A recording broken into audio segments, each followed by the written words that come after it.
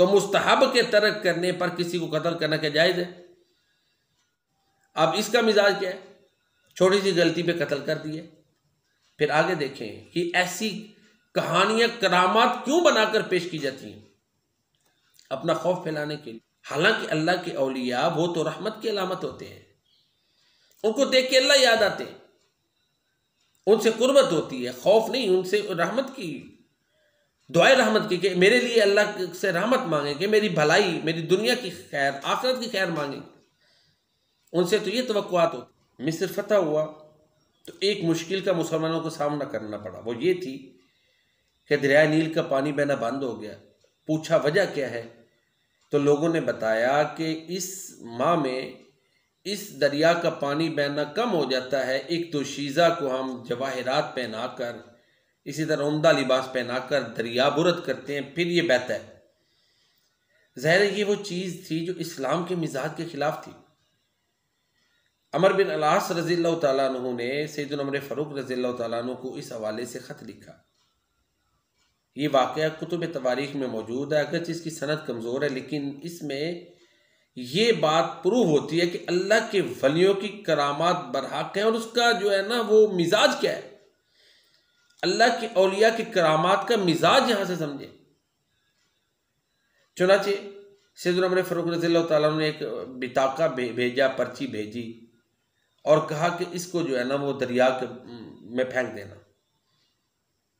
उसमें ये लिखा हुआ था कि अगर तू अपनी मर्जी से बहता है तो हमें तेरी ज़रूरत नहीं, हम अल्लाह से दुआ करते हैं, अल्लाह से सवाल करते हैं कि वो तुझे जारी कर दे। ये एक अल्लाह के वली की करामत है। बिताका दरिया में डालने की देर थी, उसका पानी बहना शुरू हो गया और वो जो एक रस्म थी वो ख़त्म हो गई। ये अल्लाह के औलिया का मिजाज है कि जब मुश्किल आती है तो वो अल्लाह से मांगते हैं, आगे अल्लाह की मर्जी है, अल्लाह ताला डायरेक्ट उसको हल कर दे। जैसे इब्राहीम अलैहिस्सलाम के लिए आग गुलजार बन गई, वो नबी थे। सैयदा मरियम को अल्लाह ताला ने बेमौसम रिज़्क दिया। इस तरह हज़रत खुबैब रज़ियल्लाहु ताला अन्हु को अल्लाह ताला ने बेमौसम फल दिए। इसी तरह और 20 वाक़यात हैं कि अल्लाह की औलिया जब मुश्किल आती है तो अल्लाह को पुकारते हैं, वो मदद करता है और तकलीफ को दूर करता है। अल्लाह ताला मदद नाजिल करते हैं और तकलीफ को दूर करते हैं। लिहाजा अल्लाह से दुआ मांगे। और देखें ना, करामत का मिजाज भी देखें कि जब गैर मुस्लिम इसको देखेंगे तो उनका मुसलमानों पर बिलीव बढ़ता है कि वाकई हम तो एक अरसे से इस मुसीबत से दो चार थे, इसने अल्लाह से दुआ की और ये एक पैगाम भेजा तो ये दरिया चल पड़ा। इसका मतलब है कि ये वाकई सच्चे लोग हैं। इस्लाम चाहिए और सदाकतबाजी होती है। बड़ी माजरत से हमारे यहाँ बहुत से वाक़यात, किस्से, कहानियाँ करामात के नाम पर जो है ना वो बयान की जाती हैं और उनके बारे में तहफ़्फ़ुज़ात है कि अगर कोई गैर मुस्लिम उसके बारे में सवाल कर ले तो हम उसको कैसे कन्विंस करें। मिसाल के तौर पे शेख अब्दुल कादिर जिलानी रहमहुल्लाह ताला, जो कि अल्लाह के वाकई एक वली हैं और मोहतरम है, सब उनका एहतराम करते हैं। उनके बारे में एक कहानी करामत के तौर पर पेश की जाती है। जी, उनका एक शागिर्द था, मुरीद, उसने लोटा रखा, लोटे की टूटी का रुख किबला की तरफ ना हुआ।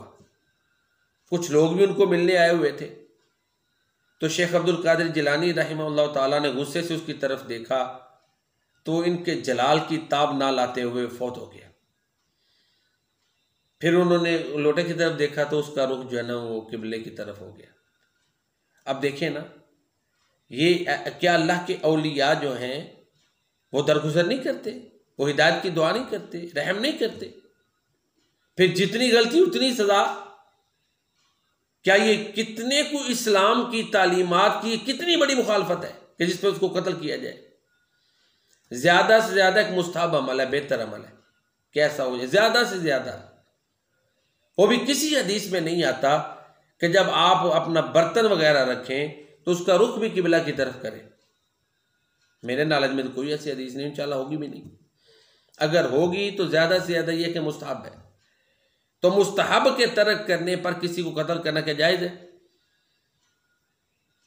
तो ये इस तरह करामात, और इसका देखें ना, इसका अगर मिजाज देखें, पहली जो करामत हज़रत उमर फ़ारूक रज़ियल्लाहु ताला अन्हु के, उसका मिजाज देखें। उसको सुन के अल्लाह की ज़ात पर ईमान बढ़ता है, अल्लाह से सवाल किया है, गैर मुस्लिम देखेगा, वाकई इस्लाम की सच्चाई को मानेगा। अब इसका मिजाज क्या है? छोटी सी गलती पे कत्ल कर दिए।